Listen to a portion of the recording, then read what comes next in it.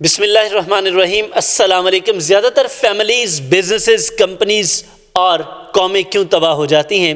کیونکہ وہ dead horse پر کام کرتی رہتی ہیں، اسی پہ محنت لگاتی رہتی ہیں اور ناکام ہو جاتے ہیں۔ آج آپ دیکھیں گے کہیں آپ بھی تو ڈیڈ ہارس پر ہی اپنی انرجیز ویسٹ نہیں کر رہے، اپنا سارا وقت ضائع تو نہیں کیے جا رہے، اپنے سکلز تو نہیں ضائع کیے جا رہے، کہیں آپ کے ڈریمز بھی ڈیڈ ہارس کی نظر تو نہیں ہو رہے۔ اگر آپ اس سے بچنا چاہتے ہیں تو اس ویڈیو کو مکمل دیکھیے۔ میں آپ کو یقین دلاتا ہوں کہ یہ دیکھنے کے بعد آپ اپنا محاسبہ کر سکیں گے۔ مجھے ابھی ایک کویسچن آیا ہے کہ سر ہم اپنے آپ کو کیسے جان سکتے ہیں؟ تو سر یہ جو ڈیڈ ہارس ہے نا، جب آپ اس کی جان چھوڑیں گے تو پھر آپ خود کو پہچان پائیں گے۔ سر امیجن کیجئے ایک گراؤنڈ میں ایک گھوڑا مردہ پڑا ہے، اور گھوڑا چونکہ شاہی گھوڑا ہے، اب اس کے ارد گرد کوئی 50 لوگ بیٹھے ہیں جو یہ مشورہ کر رہے ہیں کہ اس گھوڑے کے اوپر کاٹھی نہیں لگائی جائے، اس گھوڑے کے لیے کھانے کا سامان کہاں سے لایا جائے، اور اس گھوڑے کے لیے رکھوالا بدل دیا جائے۔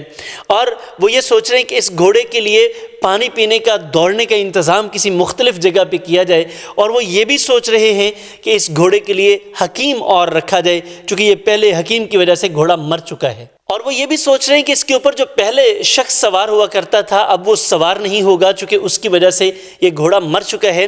پھر وہ یہ بھی فیصلہ کرنے کی کوشش کر رہے ہیں کہ اس گھوڑے کی رفتار کو کیسے بہتر کیا جا سکتا ہے، اور وہ کوئی ایسا نقطہ نظر نہیں چھوڑ رہے، کوئی ایسا زاویہ نہیں چھوڑ رہے جس کے اوپر وہ گھوڑے کا مطالعہ کر نہیں پا رہے۔ اور پھر انہوں نے ایک پوری فورس ترتیب دے دی ہے جو کہ گھوڑے کی موت کی وجوہات کا پورا مطالعہ کرے گی۔ مطالعہ کرنے کے بعد ایک رپورٹ بادشاہ سلامت کو پیش کرے گی، اور یہ ساری کی ساری رپورٹ کے مطابق پھر یہ فیصلہ کیا جائے گا کہ گھوڑا مردہ ہے یا نہیں۔ اب اس کمیٹی کو چلانے کے لیے ان کو کافی سارے فائنانس کی ضرورت ہے، چونکہ ہر بندے کو اس کی تنخواہ ملے گی، ایک کوئی 6 ماہ کا، سال کا وقت لگے گا، اور پتہ چلے گا اس کے بعد کہ یہ گھوڑا مردہ ہے یا اس کے وجوہات کیا ہیں۔ اب یہ پورے فائنینسز اور اس وقت تک جتنا بھی پروسیس ہو چکا ہے، اس سارے سے میرا سوال آپ سے ہے، کیا وہ گھوڑا زندہ ہو جائے گا؟ یقین آپ بھی کہیں گے کہ وہ گھوڑا زندہ نہیں ہو سکتا۔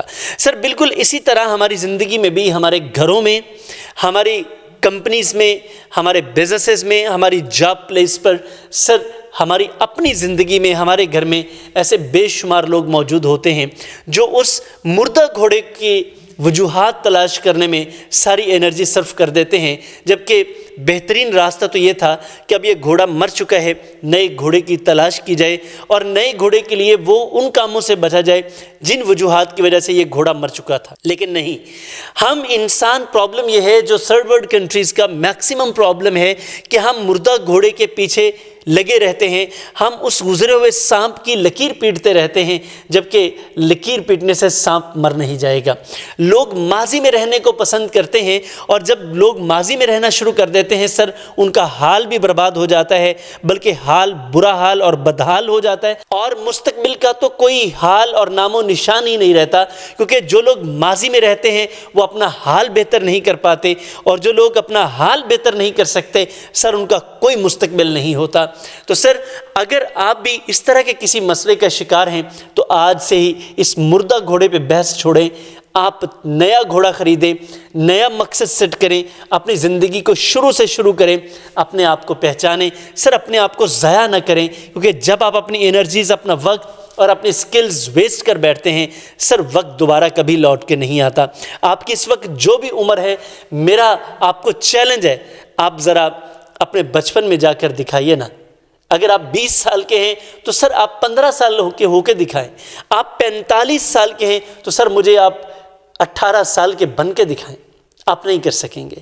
آپ کے پاس جتنی بھی دولت ہے ساری آپ خرچ کر دیں، آپ وہ اپنا بچپن واپس نہیں لا سکیں گے۔ جیسے وہ ایک بڑا زبردست سانگ ہے، یہ دولت بھی لے لو، یہ شہرت بھی لے لو، بھلے لے لو مجھ سے میری جوانی، اب وہ مجھ کو لوٹا دو وہ بچپن کا ساون، وہ کاغذ کی کشتی، وہ بارش کا پانی۔